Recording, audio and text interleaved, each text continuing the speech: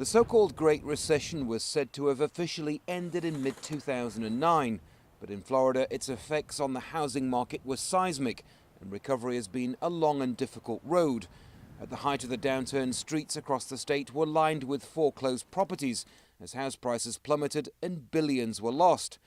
But in the years since, Florida has bounced back, fueled in part by foreign investment, limited housing supply and low interest rate mortgages. A good investment 1 year can be an awful investment a year or two later.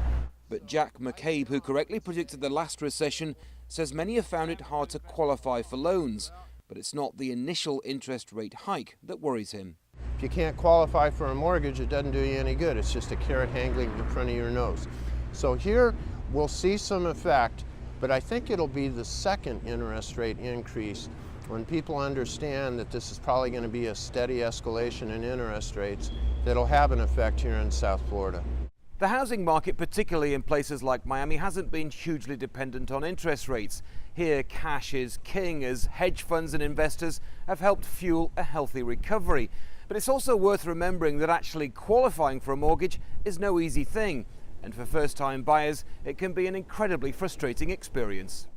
It needs all of the appliances.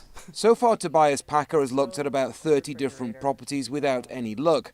More often than not, he's outbid by investors who force prices up and first-time buyers out.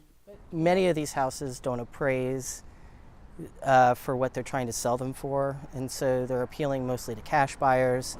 So if you're somebody who qualifies for financing, maybe 1 in 10 properties is something that you'd be able to look at.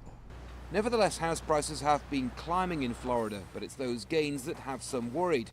Potential house buyers are, in many cases, finding themselves unable to afford a new home, and future interest rate hikes may make that even harder.